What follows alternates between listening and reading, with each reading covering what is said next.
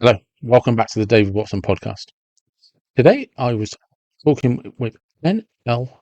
Holmes, Nikki, and we got into a fascinating conversation about Egypt, history of people, civilizations, and just how fiction can be closer to the truth than we like to think. Hello, welcome to the David Watson podcast. It's nice to be speaking to you. How are you doing today? I'm doing great, thank you. And we were just briefly discussing the weather, and that you haven't had much sunshine where you are for the last year or That so. no, that's true. Northern France is a very wet part of the country right now.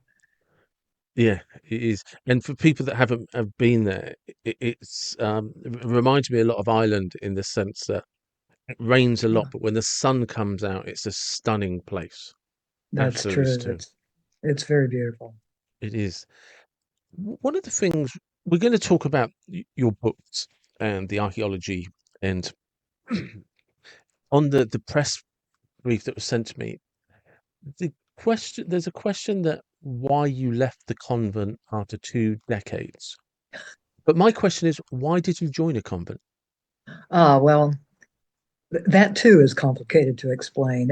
Let me say that it was in the 60s, and this was kind of a moment when, my generation was looking for meaning and Yeah. wanted to give themselves to some cause and all of this. So some of my friends went off to join ashrams, and I went to a cloistered convent. So where was whereabouts were you growing up then? This was in Texas, very close to my hometown, actually, and well, in my hometown at first, and later we moved to another nearby city. So would that have been sort of Texas 1950s, 1960s? Just Late 1960s. It was 1970 when I actually entered. you actually joined. And so was that because I always described myself as a Southern Irish Catholic, my upbringing. My mum was from Southern Ireland, so obviously I was raised as a Catholic with the Southern Ireland intentions. And it kind of was early in my life. It was an incredible part of my informative years. But it was also probably when I began to challenge some of that thinking and some of those beliefs and where did they sit with me, probably also became some of the most challenging times of my life because I kind Yeah. of felt I wasn't as aligned, but I still had this deep spiritual belief and that there was some meaning behind it all.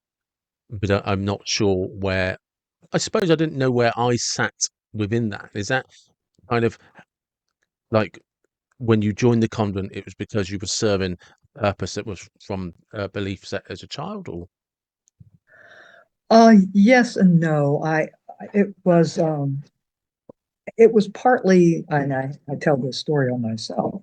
It was partly probably a case of sort of farewell, cruel world. mm, I had just broken off what was sort of an informal engagement, and uh, a way to get away from my parents' yeah, expectations.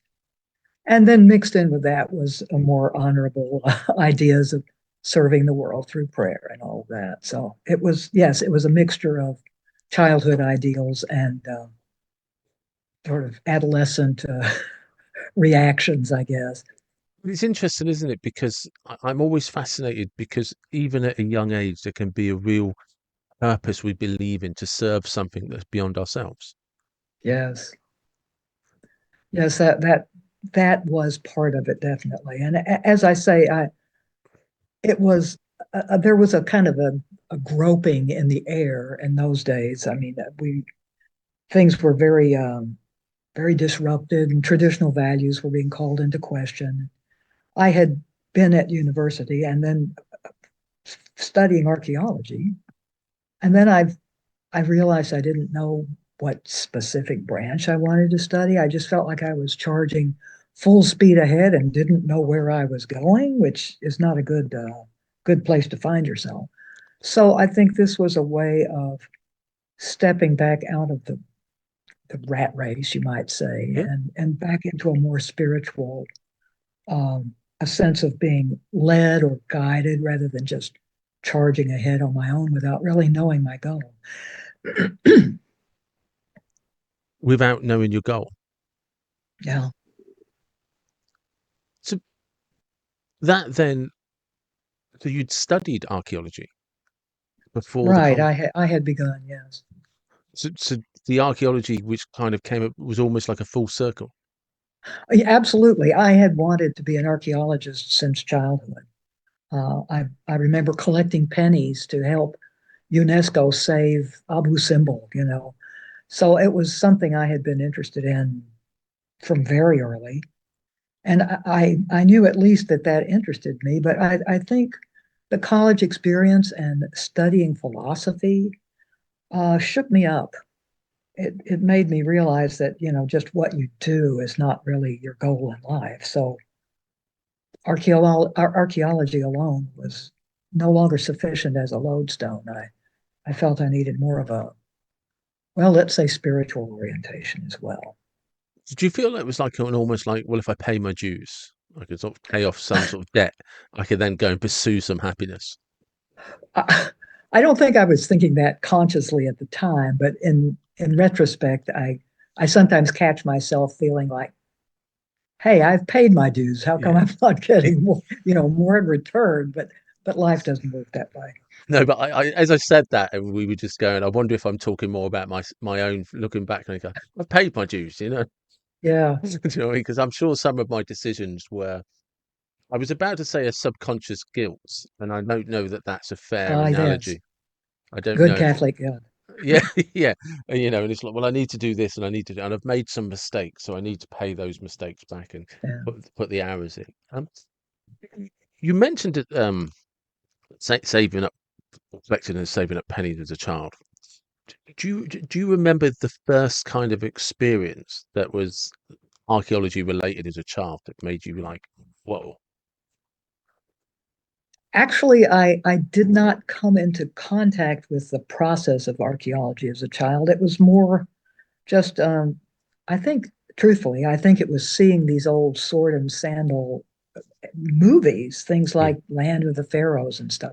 yeah, And what attracted me about those was not the story, which was a grown-up sort of story, but the costumes and the settings and the exoticism of, you know, a completely different world wherein humans just like me walked around also. So I think that is why I was attracted more to the archaeology than say linguistic, well, philology or even straight history. It was the materiality of it.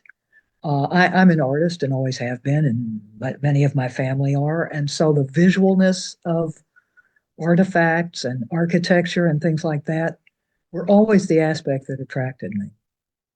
okay. Because yeah, because it's interesting as a child when you see things on TV, and obviously there's the emphasis of the story, the villain, the hero, but it all plays on that backdrop, Yeah. and Yes, it was the backdrop that attracted me. yeah, and it does. It's always yeah, because I'm always fascinated by history, and one of the things um, I actually one of the things I love is American history when I'm talking to guests is because it's what I call it's tangible. You can it's still in reach. So I Yes. literally I still I live in the town where Stonehenge is. So Ah, yeah, so it's just a Salford. fascinating history. We have Salisbury Cathedral just 10 minutes Yeah. away. It's a fascinating place, but I can't talk to anybody that knows anything about it because Huh. nobody was there then. Whereas True. in the United States, and it will sadly be gone soon forever, is the generations of people. It's like, well, my granddad built that, and I remember my granddad telling me about the Golden Gate Bridge, whatever it was, because these towns that developed in the last couple of 100 years, Right. It's and got and a pe pretty shallow history.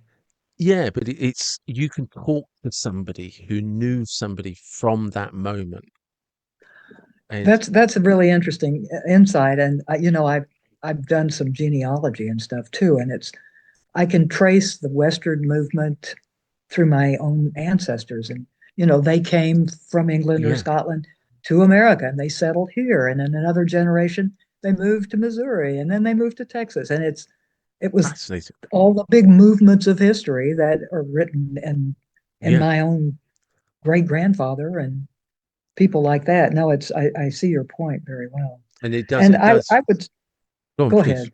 No, no, I please. was going to say that it was sorry uh, that that sort of that gap that you experience in looking back in your own British history is why I feel the novelist has a role to play as well as the historian. I mean, it's the fiction writer who can create that human connection to the past by imagining people as they would have built the buildings and established the towns and things of that sort. That's true. That's the wonderful thing about books, fictional books in an historical context, because you can take today's problems, today's romances, relationships, whether it's finances, politics, the interplay between a husband and a wife or a brother and sister, and you can place it 1,000 years ago. Exactly. And I think as a writer, I'm inclined to use family dramas, particularly intergenerational family dramas, because that is something universal.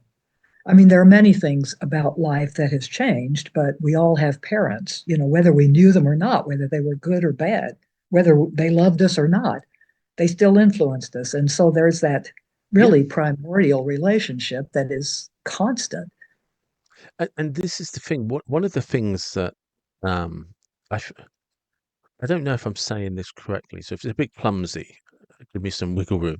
But I think is sadly lost from society today. And I'm not saying that it was a blessing. You only have to go back not far, 50, 60 years, and there were hardships out of necessity. Because the Great Depression, which is just 100 years ago, and when you go back historically with fiction, there's just some things that can't be challenged because you know what? If you didn't get up and do something, your life Yeah, imploded. Whereas today we have a backdrop of social services, people helping, all things, charities, trusts, all of these things which, without a doubt, brought the greater good of humanity forwards, without a doubt. But we've lost context of what life used to be like, and exactly. there was a hardship about it before you even got up out of bed in the morning. I was talking about this with some of my French friends just the other day, and they were saying, how hard life on the farm was, even in their parents' generations, or if they're old enough, their own, when they were children. It was a completely different world in many ways, and you were you were on your own, although you had a community around you, and there was much more sense of helping each other across the line because it was that or nothing. It was not a government that helped you. Yeah, It was your neighbors and your family. that's a really good line. It was that or nothing. Yeah, And people today, like I think of my niece and nephew, and like I said, I do mean this from a heartfelt place. It's not a criticism. No idea what when it's that or nothing means. yeah, And that's true. we look back at history far too critically, in my opinion, because we don't have context and reference of what people were striving for and trying to achieve, because they still had today's problems. But on top of those problems, which can be stories can be told in amazing ways in historical fiction. On top of those problems were real life survival problems. Yes. And it's curious, but I think life in the convent sensitized me to the physical difficulty of life in the past. In some ways, it was very much a life in the past. Yeah, It's in terms of, I don't know, cleaning the house. I mean, they laughed at me, and I'm sure this happens to every novice who enters. You're told to wash the floor, and so you look for a mop. But no, kiddo, you get down mm, on your knees with a rag, and mm, when you wash your habit once a year, yeah, it's just it's a different way of life, and it's the way of life that everybody lived in the Middle Ages, for example. yeah. People say, "Oh, I don't know how." such and such a group can function with those long dresses and big sleeves, and it's not a problem. You learn to deal with it. You can play softball with a long dress. You pin it up. You pin up your sleeves. It's Yeah. there's so many ways in which the past wasn't as hard as it looks from here, just because we're judging, as you say, by another standard, which is the standard of ease and comfort, and Yeah. everything is provided for you. So it was possible. You could live in those days very easily. Well, people don't understand that in so many ways they thrived. Yeah, The only areas that were missing was if you became ill, that could be problematic, like massively problematic. If you broke a yeah. bone, if an appendix ruptured or something like that, that could be problematic because if you wasn't able to find a way to survive it, you would literally die. But if you were fortunate, like many of us are, we go through life with minor bumps and scratches and no Yeah. serious illnesses, you would live a long and healthy life, very long and healthy life. This is something that I'm always excuse me, conscious of in ancient Egypt, which is where many of my books are set. People think that because the life expectancy was 35 or something, that people died at the age of 35. But the Mm, truth is, it's infant mortality, child mm, mortality. It's the measles and mumps and yeah. chicken pox that took them out. Once you made it to adulthood, you stood a reasonable chance of living to an age comparably ripe to today's. Yeah, I remember discovering that. I don't know when it was, but probably about, I don't know, somewhere between 5 and 10 years ago. I'm always confused by timelines now because of lockdowns. Yeah. It's just like, was it that long? Just randomly, I had a conversation with somebody on Tuesday. And we didn't realize the last time he and I met up was 2019. We both thought it was a couple of years ago. We just hadn't had a chance to Yeah. catch up. We'd always phoned and messaged. It's like, wow, it's like 6 years since we've seen each other, and we went to a Yeah. concert together. And so there's this distortion in my timeline. There's just like there's something just has disappeared. But I've lost track now. Is Yeah. So it's about Life expectancy. 5 or 10 years ago. I remember looking into some. I was writing a coaching program, and it was to do with gratitude.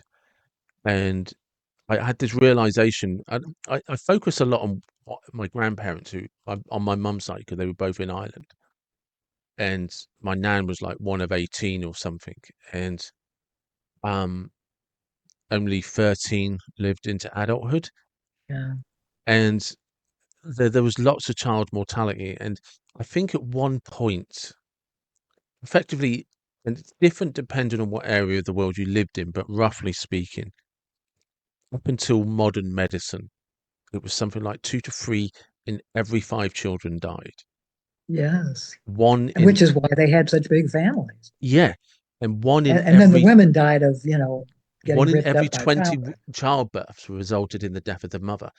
Hence, all of the evil stepmother fairy tale stories, Yeah. because it was so common to have a stepmother, because so many, uh, I think it was on average, the 1 in 20 people died, uh, Yeah. It's mothers sad. during childbirth. That's how incredibly dangerous it was.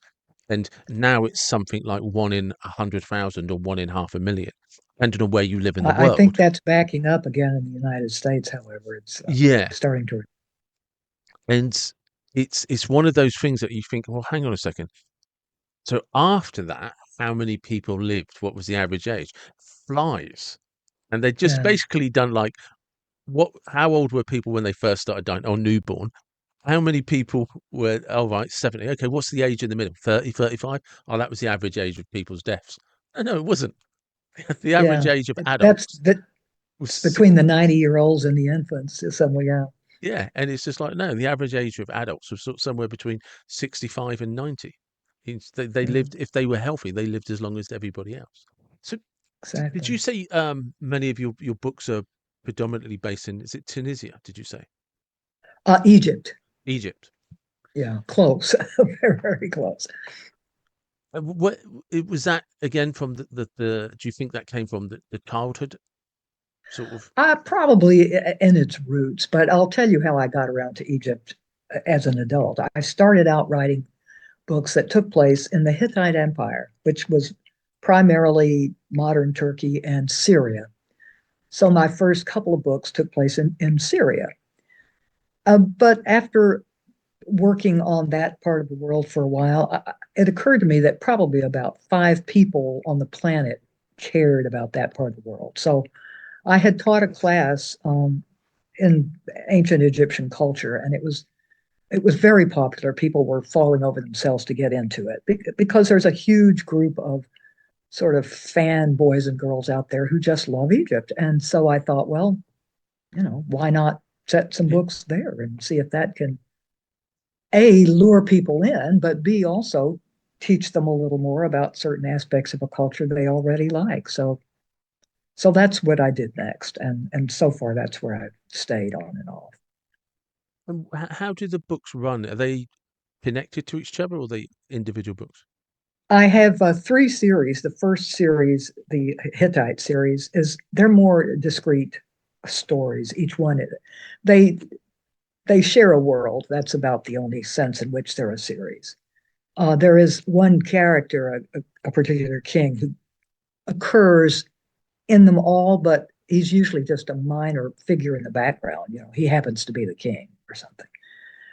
The Egyptian series are more closely linked. The first series was the Lord Hani mysteries, and this was primarily political intrigue, and it was set between the coming to the throne of Akhenaten, the so-called heretic pharaoh, and the beginning of his son Tutankhamun's reign. So that covers a period of about 17 years, something like that.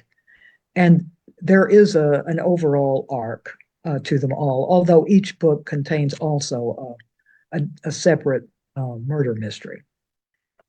There's a spin-off series then that have begun in the last couple of years, the Hani's Daughter mysteries, which are centered on the daughter of the protagonist in the Hani mysteries. And she is a child when we first meet her in the Hani books, and then grows proportionately and ends up about 24. And so that's when her own series begins. And these are cozy mysteries. They're much simpler. There's no real political content. So there's no big overarching story throughout the books. Rather, they're just like, adventure of the day sort of things. You could break them out completely and not miss any part of the story. So the answer to your question is sort of yes and no. Some are related and some are not. What was it why do you think there's such a fascination with Egypt and its history? Some people, of course, use that as a springboard to get into the alien connection and Yeah. extraterrestrials and all this.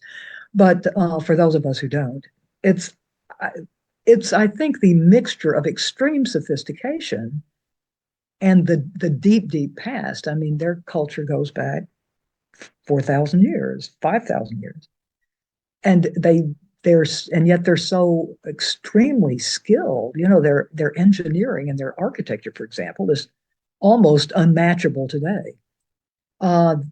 The jewelry and the furniture, the craftsmanship is so extreme.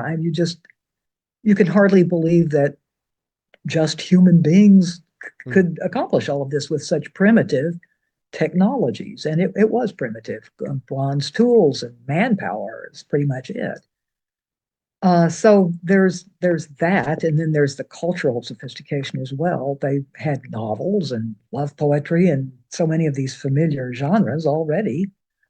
They had a highly developed medical profession that was built like ours on observation and writing down the results of experiments, and super subsequent generations basing their knowledge on that of the past. And it just in so many ways it's already up to our standards, and therefore it seems strangely familiar in some ways, even though it's very, very distant.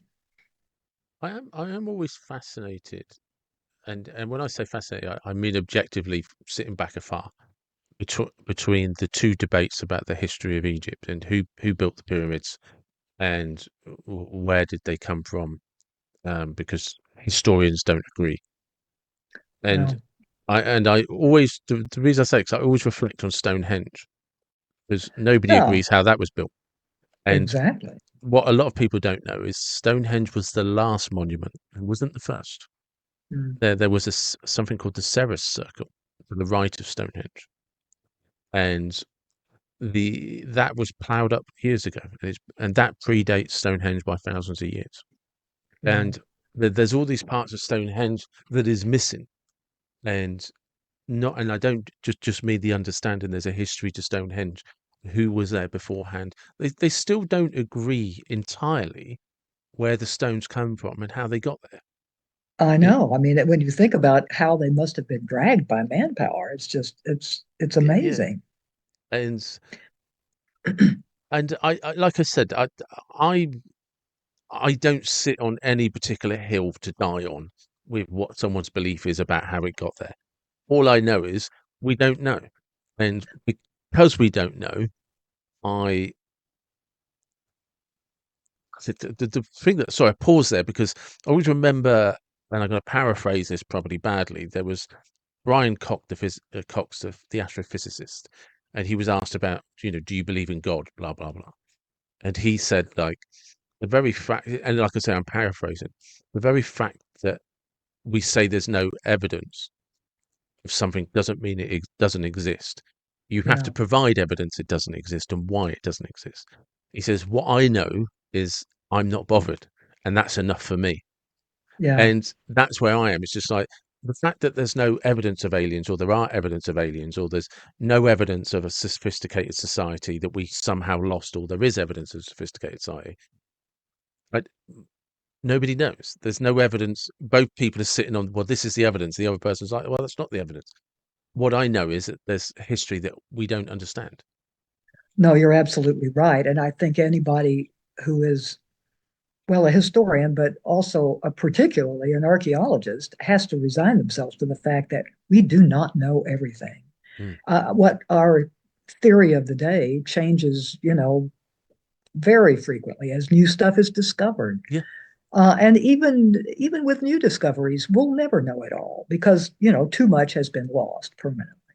So, like you, I don't disbelieve that there's life on other planets, and nor in the possibility that they visited us. And like you, I don't feel the need to know either somehow. what always reminds me, and these I love parallels in history because it reminds me that communities throughout time haven't changed. There's Yeah. still needs and stuff. And we have, like I said, we have an incredibly gorgeous cathedral in Salisbury, and everyone goes on about its history, its structure. It's fantastic. There's a church called St. Stephen's Church that was built to support the people that were building the cathedral. So, in theory, Oh, the church predates the cathedral. yeah. Stonehenge has something just slightly down from it called Woodhenge. And that was a place of worship where all the people building Stonehenge was started from. So it's like we Interesting. built this, then we built Stonehenge. So there's these parallels where when communities turn up, they put in place the very things on a level they're going to build on a grander scale. Yeah. And so people like this is like, no, no, Woodhenge predates Stonehenge. Before Stonehenge and Woodhenge, it was a thing called a Ceres circle, and it was, for want of a better term, like an oblong or rectangle. And it had raised. They know it was raised, and they don't even know what it was used for. Really, they probably will tell you that, oh, we think it was this, but from what I've read and what I've seen, it was like we can't be certain. They just know it got ploughed up by a farmer over Yeah. years and years and years. And That's interesting. yeah, and but they think that was before Stonehenge by thousands of years. So Well, the Neolithic is a fascinating period about which we know practically nothing, and yeah, almost everything we know is very recently discovered. It's the the ethnic makeup of any population that take an island like Britain. That how did those people get there and when? I mean, they weren't all Anglo Saxons or even Britons. mm, There was somebody there before, and so that migration all across Europe and all across Yeah, Siberia, I mean, it's just how fascinating would that be to understand better? And yet they didn't build a great deal, and so there isn't that much evidence. And then you get something enormous like Stonehenge. yeah, It just challenges all your ideas about what they could and it couldn't do. does. But And some of sim the there are places in Turkey too, like that but this Çatalhöyük and Yeah, well, this is the Neolithic. thing as well, because people don't realise around Stonehenge is something called the King's Barrows Ridge, which are burial mounds of kings. Mm, You know, well, that, tribal lineage kings. Well, very similar to the pyramids and the burial tombs of the kings. And the yeah. very- And This there's is like similar setups in Greece too. I mean, of everywhere early you go, Greece. Yeah, important people get buried near important money. I don't think we do it as much now.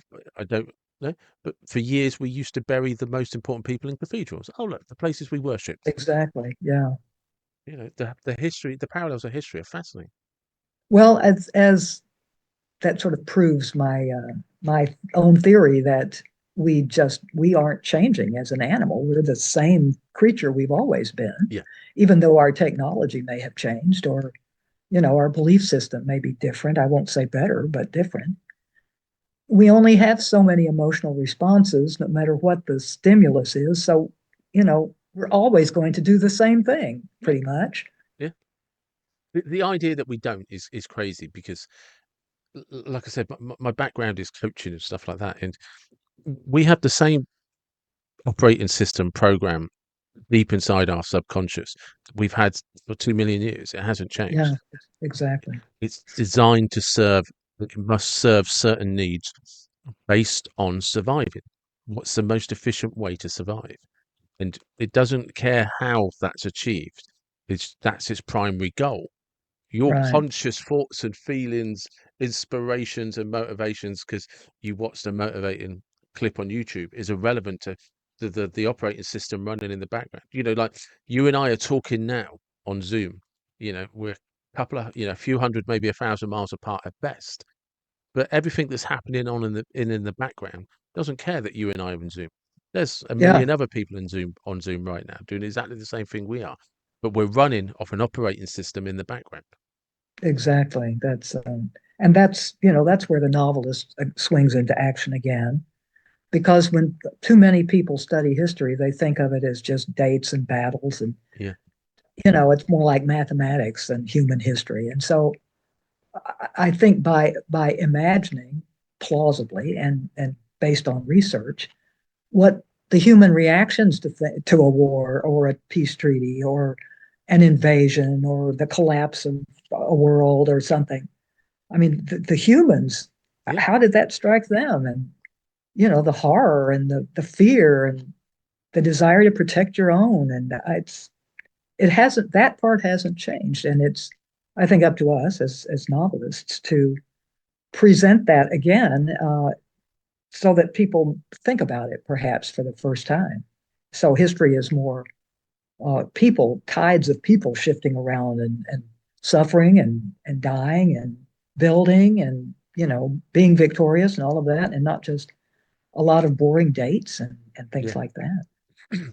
Because I think that's often, because like you say, when you learn history, often when you read books, even when you watch documentaries on it, they're telling you facts. They're just, for every invasion, every ruler that was pulled down, there was Yeah, a family that succeeded and there was a family that didn't. And one family was devastated, often just ripped apart, enslaved, killed, yeah, imprisoned, or they guilt. had to flee. And then everybody below that were like, well, hopefully this ruler will be kind and generous, and I'm not going to lose my head. Yeah. And I mean, you can see the same tendency to corruption. Yeah. I mean, power corrupted and absolute power corrupted absolutely. And that's still true. I mean, we have the same weaknesses and the same strengths that Mm. we've always had, which would be a little discouraging to think that we haven't evolved at all. I think our consciousness has evolved in a certain sense, in that we treat the handicapped or whatever Yeah. better than we used to the mentally disabled. But there's still that every man for himself trait that runs along with the communitarian trait that we can fall on one side or the other at any given moment, but our options are always the same bandwidth, you might say.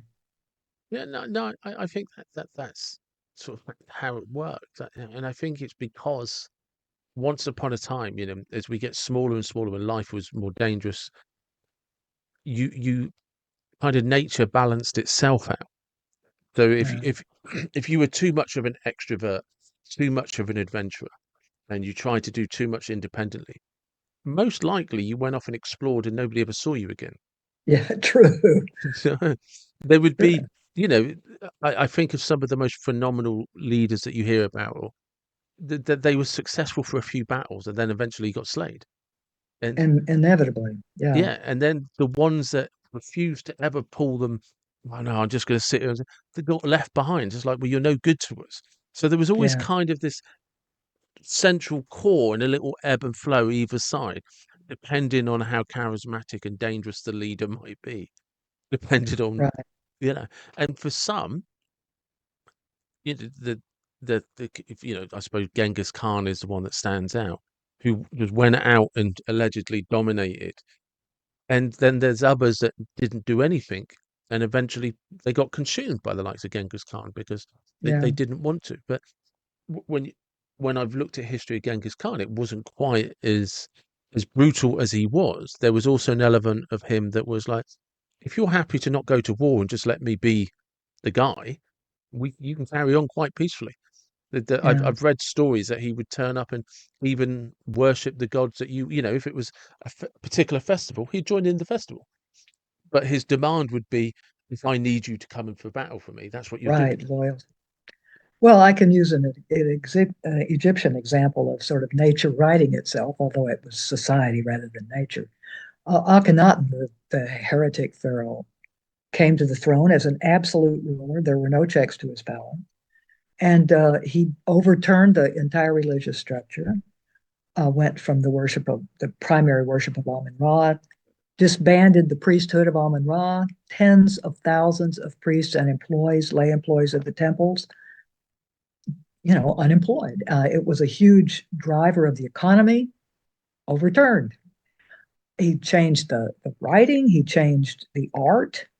It must have been unimaginably disruptive to individual people, particularly the bureaucratic class, Mm. who were torn, and this was a major theme in my Hani books, torn between obeying their king, which was, what they were sworn to do, and obeying their conscience, which was suddenly strained to the max. But so you'd think, well, how could anybody get away with something this disruptive, this societally overturning? And he did in his lifetime. He built a new capital, just total economic and social upheaval as well as religion. But the minute he died, the tide rose again and just swept over. I mean, in the like one generation, it was all gone. They tore the capital down brick by brick. Uh, his name was chiseled out of monuments. He was taken out of the historical record. And, 20 years after his death, it was as if he had never existed. Wow. So there's that force of kind of society as a mass, all the people who seem to be doing nothing just rose like a bread dough and swallowed down his memory. So We didn't even know he had existed until the 19th century when we started discovering artifacts that had his name. So it was complete damnation of memory. and this who is this pharaoh again? Akhenaten, Akhenaten. his real name was Amenhotep IV, and but he even got rid of all names that had the god Amen's name in it. So his own name, he changed it to Ak and Aten, serviceable to the Aten, which was the new god or the new aspect of God that he promoted. And you sometimes, this sort of annoys me, you sometimes hear him praised by moderns as the first monotheist. as if this was somehow an improvement over the system they already had, when in fact he was a terrible ruler. He cost his country immeasurable suffering. And he could only do it because he was an absolute monarch. He had no checks, whatever. The Egyptian king was the whole shebang. I think that's probably been one of the things that's changed in history. Like we had, in across in the whole of Europe, so it's not just the UK, but it's kind of more relevant because we still have a king. Um, but across the whole of Europe, the, if you were the king or you were the queen, it was divinely given. Divine right, yeah. Yeah, divine right. So it was never challenged. And Until it was. yeah, but it could only be challenged by another divine right. So Yeah, another king or another queen is like, well, I think my divine right is greater than your divine right. Um, right. and I've decided that from the comfort of my castle that will never be impenetrated, and I'm going to Yeah, send out loads to the slaughter. But that's just inconvenience. You're doing it for divine right, so it's a blessing. Um, exactly. but it's interesting that with the pharaohs, because it's the same principle. Divine is absolute. So it's like people genuinely believed it can't be challenged. We're not allowed to challenge it. Exactly. And they, of course, they were not only divinely appointed, they were divine themselves. Yeah, And suddenly, the minute you came to the throne, it was discovered that the god Amen had impregnated your mother, and you were essentially the living Horus. So that was a strong discouragement for people who might want to assassinate you. Although it did happen yeah. occasionally. But I don't think people appreciate enough that when people say, well, I don't understand why there wasn't an uprising. Well, because there was generations of generations. When you think of the French, when I think of the French Revolution, what people have to understand is science had come along and people were starting Yeah, to debate what was real and what wasn't. You yeah, know, it was centuries in the brewing, of course. yeah, yeah, of course, yeah, Plus, they and were for, really, really mad. I mean, I think in ancient Egypt, it's probably true that very few of the peasants, and I don't mean that in a disparaging way, but mm, people of the land, the majority were agricultural. mm, They could not read or write. What did they even know about what was going on at the top? They yeah, they paid their taxes and they were protected from invasion, and that was about all you asked of your government. that's true. It is. Again, people don't realize that we're not saying it was an easier time, but it was a simpler time. People understood Simpler. things It was very simpler. differently. And it's just like, Yeah. well, we've been here for two, three generations now. Nobody's invaded. They must know what they're doing. They must be big. Yeah, They must be exactly. powerful because no one else is challenging us. And we're living here. Um, and it is fascinating because, like you say, there's so many interplays in your book that you can use. Yeah. Yeah, it was a fascinating period.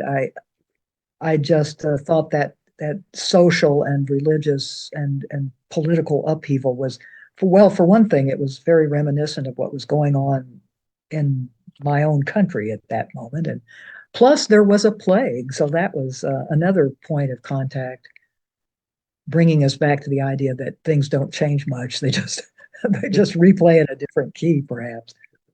But this is it because again, this is again modern phenomena. We don't fear famine. No, Once upon a and time, it that was a was that was real a thing. very big deal in those days, a very big deal.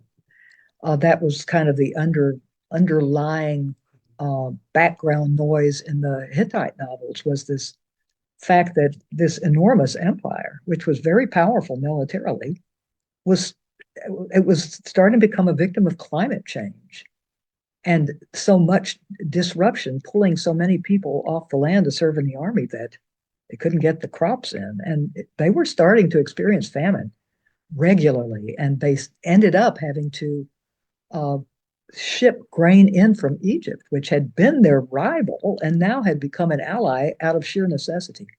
And even that didn't save them because the populations around the Hittite Empire, which weren't as well coordinated, were starving. And so Yeah. became populations on the move. We think we have an immigration problem. They were just pouring over the borders, desperate, for a place to live, to make a living, and coming by sea and by land. It was pretty much the end of the world for those people. It was, and I don't think people appreciate that. Is that when when there was a famine, like you and I were saying before, one of the things that significantly changed today is the safety net. The Yeah, safety net did not exist. You only have to go back 60 years. exactly. You know, The Great Depression was when this all started. yeah. I mean, the biggest, probably one of the largest changes that's not given enough credit to in the UK is in 1953 when we developed the National Health Service. Right. Now Oh, people get medication. People can now be treated for illnesses. Before we then, haven't if gotten that far yet in America, I'm afraid. it's definitely a bone of contention in the UK because there is a growing feeling that it needs to be scrapped because it is the argument is it's not fit for purpose, and I think the problem is we need to redefine what its purpose is. Yeah, Not that it's not fit for purpose, but what is it it's actually supposed to be achieving?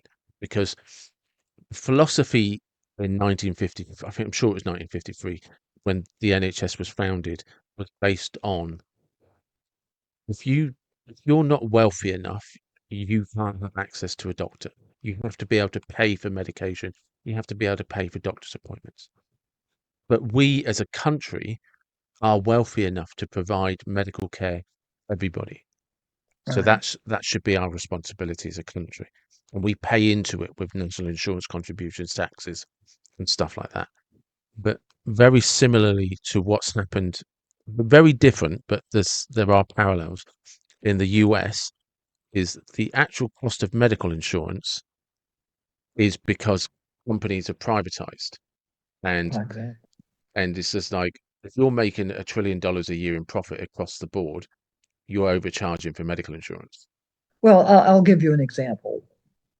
As an American, my husband was paying $200 a bottle for eye drops, a certain Yeah. kind of medicinal eye drops. And when we moved to France, the cost was €7. Yes. What is the real value of that substance? That's it. How much of that is profit? Yes. Just runaway profit. This is what makes you want to go out on the barricades. Sometimes it's It is. It is. And I have to hold my hands up and say I know very little about the French medical system.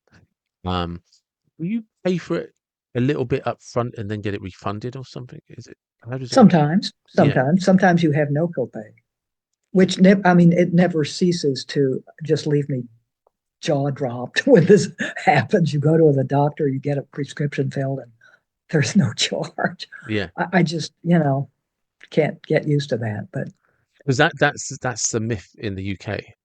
When I need a prescription, I pay for it. yeah, But it's massively subsidized. But going back to your point, should it be subsidized or should we actually just be paying a fair rate for what this medication costs? yeah. I mean, Yeah. I would be perfectly happy to pay a fair rate because I'm used to that for one thing, and Yeah. also I'm not poor.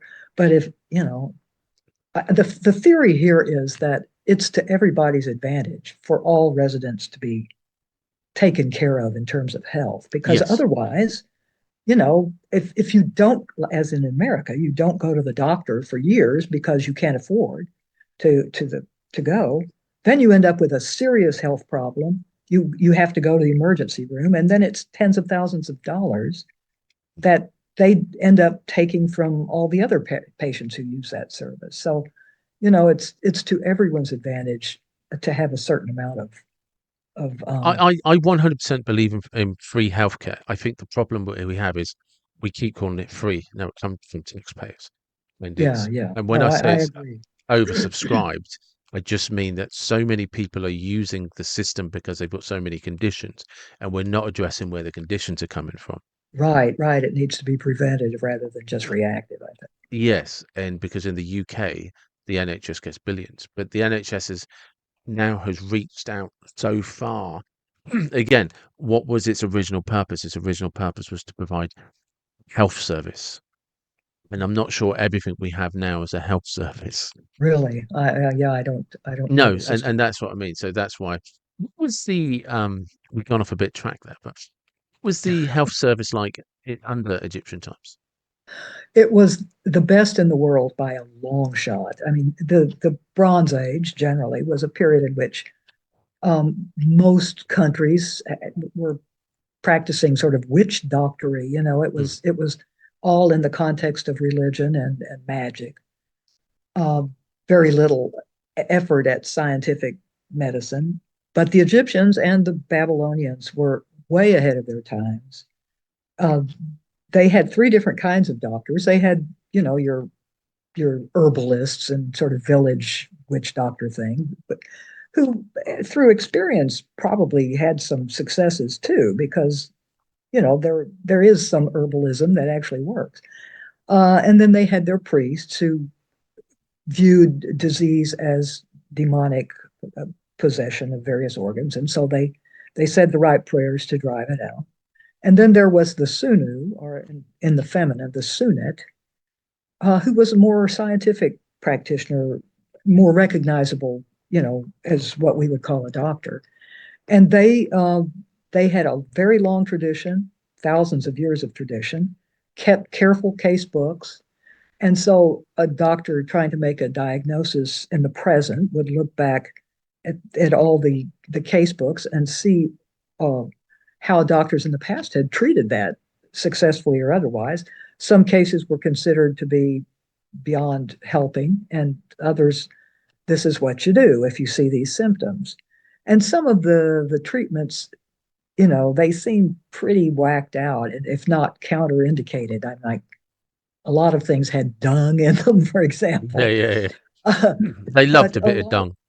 yeah, yeah, and a lot of them though had things that have been tested and Yeah, really have some medicinal value. I mean, sort of a traditional medicine, you might say.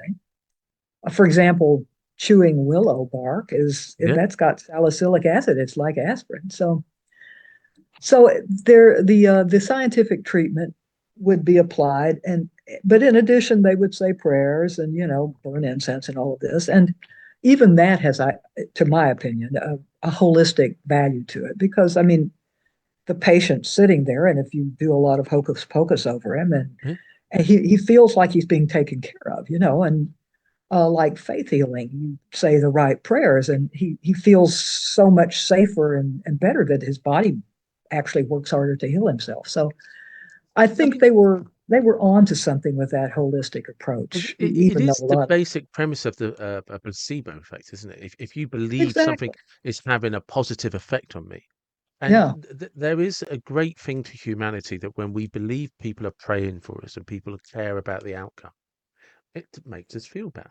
We it just does. feel better And about ourselves. feeling good, that putting yourself with positive endorphins or whatever that Yeah. creates, I think that does have some value. So they were they were for many reasons highly successful. And in fact, the protagonist in my latest series, the Hani's Daughter series, is a female physician, which they really did have. And that's another thing about Egypt that I like, is the fact that women were quite visible in society and you know considered to be legally equivalent to men and had many rights, and so that too I think puts them ahead of their time to a huge extent. That's always an interesting one because you know I live in a country where we had a female queen, we had two female prime ministers, so I Yeah, kind of grew up as women as leaders, um, and it's interesting through like I had this conversation with people before, and I don't like it to get distorted, but some of the challenges through civilizations were men were expendable, women weren't. right. You know, if you don't have women, that's No the end of babies. humanity. Yeah, Yeah, but exactly. one man can impregnate lots of women. All women have to carry 9 months. So you Exactly. can't send women out to fight and protect. You know, it's because, you know, just like everyone loves the big pride lion. Yeah, but he's the one that's going to die. Yeah. No, I think there's a biological component to that, just as Yeah. there is about our emotional reactions to life.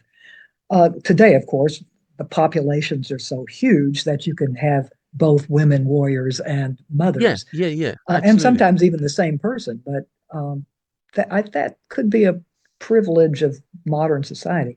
Although there have been warrior queens in the past, so I guess Absolutely. Do you know what I mean? And then Boudica is the kind of the it, grand example. but it's because this is the thing that fascinates me about it is, like you say, when you look at history, is how different civilizations balance that. Because for Hmm. some, like you're saying with Egypt, you know, women have legal rights, women can do this, women can do that. Where they're seen in Western societies, particularly, we no women were had no rights, no votes, were Right, owned, you know. exactly. And then you look at Egypt today, or the Muslim countries that surround it. It's yes, it's a complete opposite of their Yes, so past. it's fascinating how these things, and I don't mean fascinating as a compliment. I mean as in like trying to understand Try to what understand. changed, what Yes, happened, and because the even though they roles had didn't change.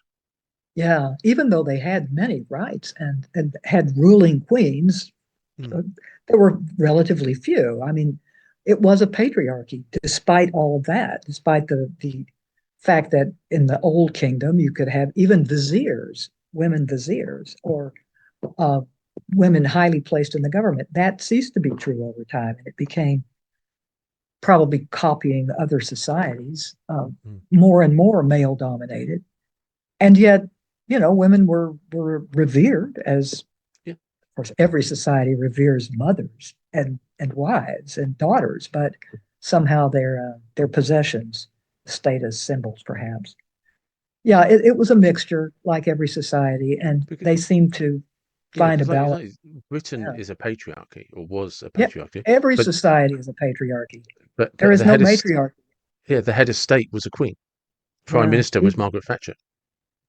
yeah, Our leaders were women, but we were a patriarchy, and yeah. it's probably one of the only countries that have balanced. Germany did because they had Angela Merkel. Right. You know, Yeah, I don't know what that is, but it's biological in some way, I'm sure. It probably has to do with the fact that men are bigger and physically stronger. I do. And Yeah, I do think it stems from, like we're saying, like we were saying at the beginning of this conversation. There was a necessity to life with no safety net, mm, and if you sent 100 women out to battle and left 100 men at home, yeah, you had no civilization for the next generation. no, If you sent exactly. 100 men out, left 100 women at home, and this is oversimplifying it by a long stretch, by the way, just to caveat that before people get upset. But if only 10 men returned, but you'd won the battle, you can carry on with civilization. You're Right. not No, no, wiped out, I totally agree on that. you know.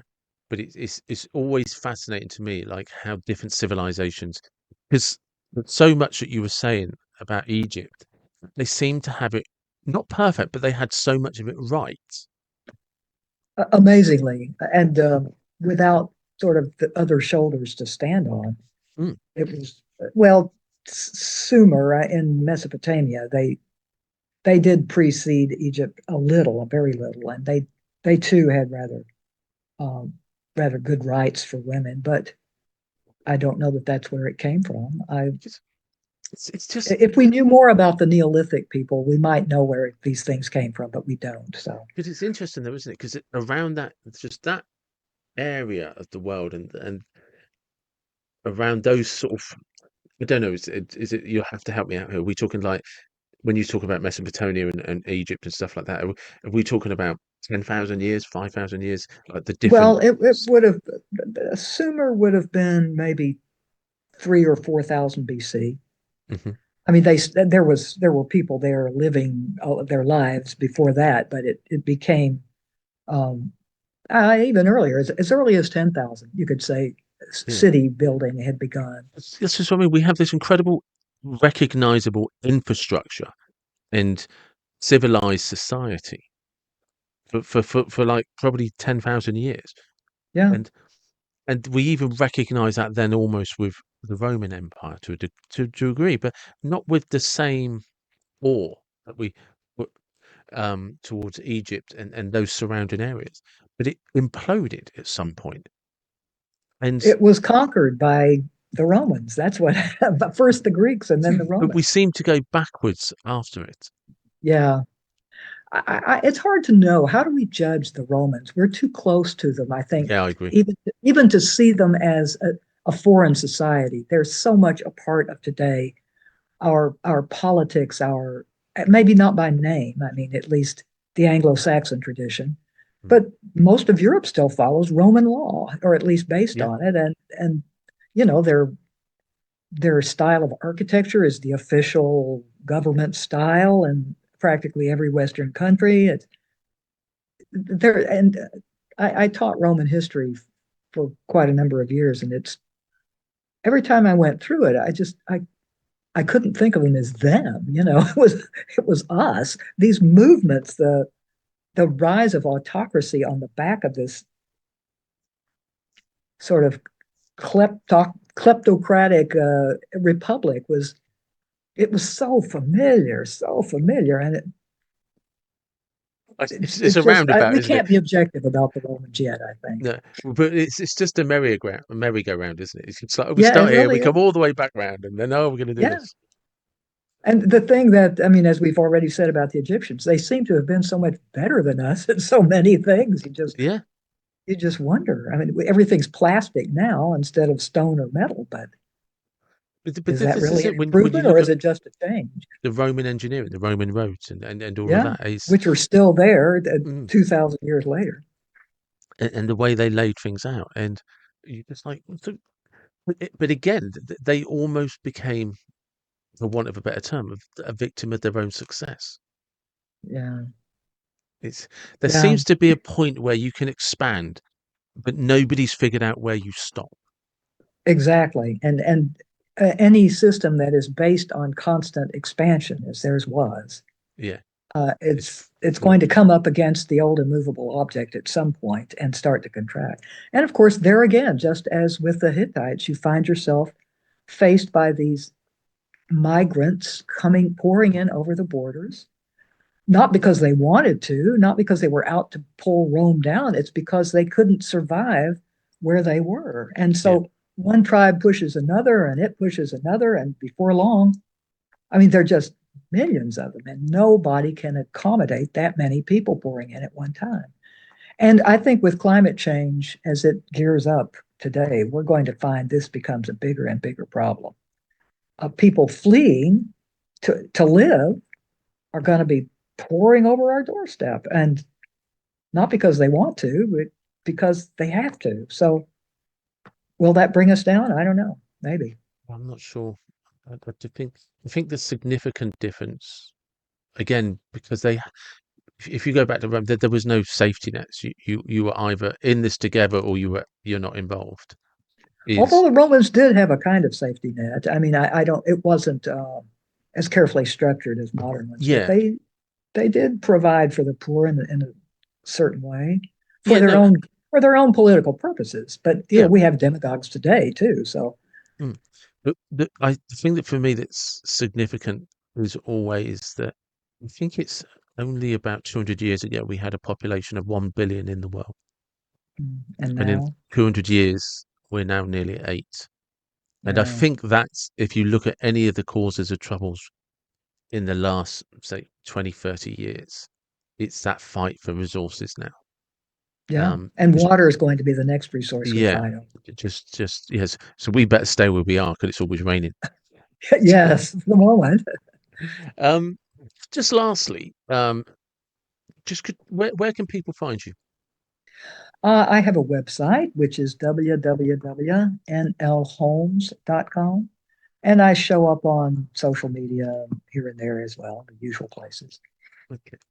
And the series of books, what are they called? The first one, the Hittite series, which is not actually a series, it's more of a world, a shared world, is Empire at Twilight.